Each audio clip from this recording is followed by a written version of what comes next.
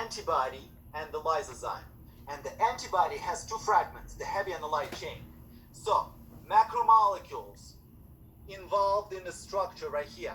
We have entry ID 1, and you can see that this is an FAB fragment, and this is specifically light chain L. And the sequence length, you can see, is it includes only 214 amino acids. It comes from the organism called mus musculus, which is mouse, common mouse, right?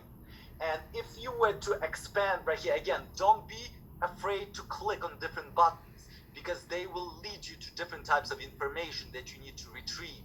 It's a very rich database that you need to learn. I'd like you to learn to navigate, because it will provide a lot of information.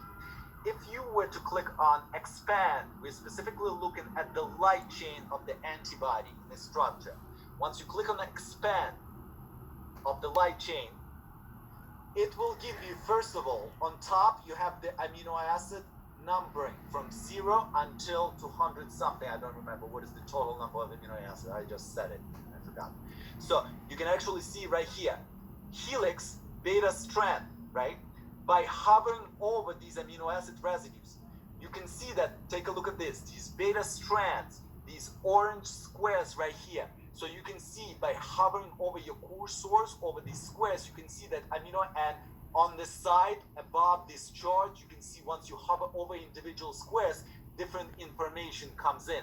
So this first square shows you that within the amino acids of the, one second, this FAB fragment, this light chain, the amino acids 4 through 7, 10 through 14, 13, 19, 25, 33, 38, and so forth, right, are predicted to be in the beta strand conformation. This is based on the amino acid sequence of these light chain FAB fragments. The prediction was made which amino acids have beta strand conformation, which amino acids have helical conformation. And that's where you extract this information. You know which ones exactly by hovering over your cursors over these beta strands. Can you see this? So you said we're looking for which one is to be the beta strand conformation?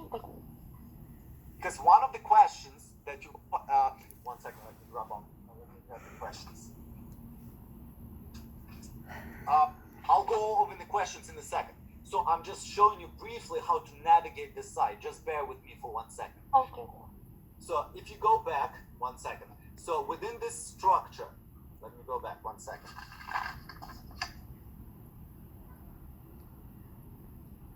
Again, I want you to play around with the site. You see the structure, the 3D view. It has 3 colors, green, orange, and the purple. Once you click on this, obviously you will see that the green and orange are the part of the FAB fragment of the antibody, whereas the purple is your antigen lysozyme, portion of the lysozyme that interacts with the antibody. Right? You'll be able to view it once you click on the structure. I'll show you. When you scroll down here, this is the information for the molecule 1, which happens part of the FAB fragment and specifically light chain. You see there are 214 amino acids involved in binding. When you click on expand, you'll be able to see the amino acid residues in this light chain and their folding. If you look at entry ID 2, it describes the FAB fragment, but heavy chain now of the same antibody. And here we have 218 residues. And likewise, if you click on expand the heavy chain, it will lead you to the helical and beta strand conformation of the amino acids within that heavy chain. And you can see that the amino acids 28, 32, 61, 64 through 159, 161, and 203 through 206 adopt helical conformation. Can you see this? Whereas amino acids that are beta strand conformation are these yellow squares, rectangles. So by hovering over, you're able to predict, calculate, the total number in this light chain of amino acids. You can see how many amino acid composition in the beta strand, you're able to predict the percentage of the residues in the beta strand conformation as compared to the whole strand. Do you understand? Likewise, if you go back again to the original structure, scrolling over, you see entry ID 3. And this specifically refers to the hen egg white lysozyme. Lysozyme here is your antigen, right? And these are the chains. You can see these are the purple chains, and you have 129 amino acids involved in the lysozyme structure, right? And by expanding the structure specifically for lysozyme, you can see that in the lysozyme structure, these amino acids right here adopt helical structure. These are helical. These are beta sheet, beta sheet, beta sheet, helical, helical, helical, helical. This is a prediction based on the amino acid identity in which secondary structural elements they will fall. Do you understand? This is where the information comes from. So again, there is a lot of data. Now, if you go to the 3D structure to view this structure, you click on the structure right here, and it brings you to a different page where you are able to visualize this structure using a program called JMOL. Can you see the structure now? Yes. Okay. Again, you have to play around and spend some time getting familiar with this structure. There are many different options that you can do, but the only way you learn or get familiar is by trial and error, literally clicking on the links, literally clicking, because notice, first of all, above, you have a sequence of amino acids right here, one letter code. And as you hover over with your cursor on this sequence of amino acids, notice that on the structure, it will also show you which amino acid is where. For example, this amino acid 11, can you see it right here? L, which is lysine amino acid 11, and you can see that that amino acid 11 belongs to the green part of the antibody. Can you see it becomes highlighted with red? The green segment becomes highlighted with red. That's where this amino acid resides. So by hovering over the amino acid identity, you are able to pinpoint on a structure where that amino acid resides specifically, right? So you're able to kind of highlight, and again, you have to navigate this structure. You have to, one second, you can move it in 3 dimensions to visualize this structure. You can zoom in. So the green and the orange are the part of the antibody. The purple is the part of the antigen, the lysozyme.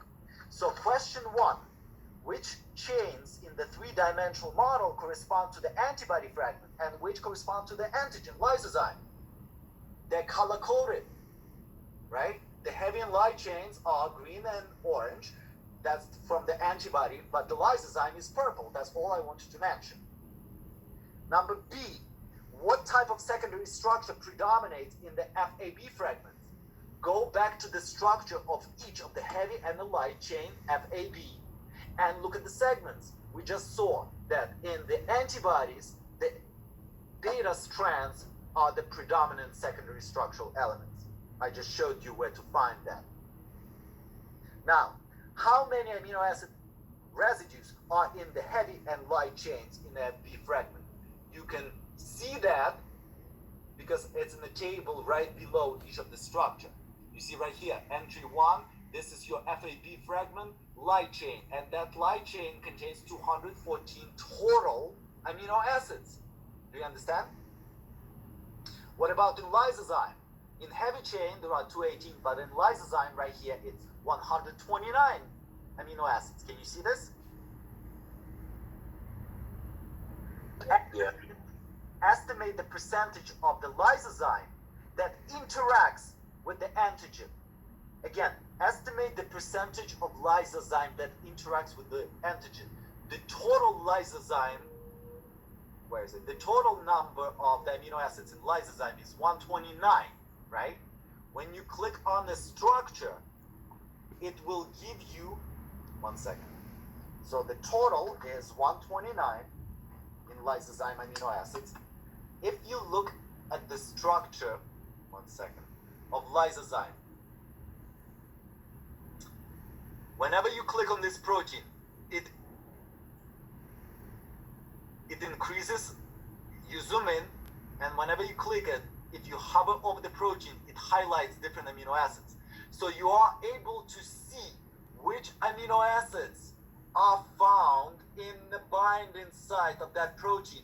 And these are the amino acids right here. This is aspartate 119, because as you hover over the structure, can you see it gets highlighted? But on the bottom right here, it shows you which amino acid that is. Can you see this? It's aspartate 119. The next to it right here, this one is the threonine 118. The next one is glycine 117. So I want you to basically look at how many residues occur on the interphase. 1, 2, 3, 4, 5, 6. You have to look at the binding site, this pocket right here, and only I'm interested. So I want you to get me the number of amino acids that interacts with the antibody, and to get the estimate the percentage, you need to divide this number of amino acids that interact with the antibody over the total number of amino acids in lysozyme times 100%, and it will give you the percentage of the amino acids in lysozyme that interact with the antibody. Do you understand? We specifically want to point out which amino acids interact on the binding site. Does it make sense? No, so how do we figure that out? By the structure? We just hover Right. the section. Right, look at the structure right now. How many, you can see that this segment right here is the one that we don't care about this amino acid because it doesn't interact with the antibody. Green and orange is your antibody. Lysozyme is your purple, but you want to only point out these amino acids, the one that this is the intersection right here, right? That's the binding site. So all of these amino acids that are right here, this one, in this loop, in this helix right here, are all the amino acids that interact with the antibody, right? There are only a few of them right here. So calculate the number of these amino acids. 1, 2, 3, 4, 5, 6, 7, 8, 9, 10, 11, about 15 or so, right? These are the amino acids that you see on the intersection. When you click on each of them, it will show you. 1 second. You see, when you zoom in, you have to play around with the structure. Don't be afraid to click on it, okay? Once you zoom in, you'll be able to pinpoint which amino acid. You can see the ones amino acids interact with the green and yellow. Can you see it? In terms of purple, these amino acids are the one. This one does not actually interact. You can see that it points backwards. So only this one interacts, this one interacts, this one interacts. You can see this one interacts. Can you see it? This is the binding site. By counting the number of amino acids in purple protein that interacts this, and dividing by the total number of amino acids in lysozyme times 100, you'll get the estimate the percentage of lysozyme that interacts with the antigen binding site. Does it make sense? Yes. Okay. Let's look at D. Identify the specific amino acid residues in lysozyme and in variable regions of AB, heavy and light chains that interact. So basically, I want you to list the identity. In question C, you needed to calculate the ratio and the percentage. But in D, I want you to list these interacting amino acids. So this amino acid is glutamine 121. Can you see it? It's on the bottom right here. As you hover over this amino acid, it tells you what identity of it, right? So describe, literally list the amino acids that occur on the binding sites of the lysozyme, then list the amino acids that occur on the binding sites of the antibody of each heavy and the light chain. So from the heavy chain and the light chain, you can see that there is only one residue interacts, the orange one. From the green, which is a light or heavy, whichever, you can see that this residue interacts, this residue interacts, and also these residues interact. Do you understand? Yes. Also, don't forget that, again, zoom out and examine the whole pocket. You can move this molecule in 3 dimensions. You can zoom in. You can analyze this binding pocket to the point where it shows you the amino acids that interact, right? And these are amino acids. I want you to list them. This amino acid, right? You can see them on the bottom. As you highlight it, the amino acid identity becomes revealed. So again, it will take you a little bit kind of to play around, to navigate, to learn how to navigate this site.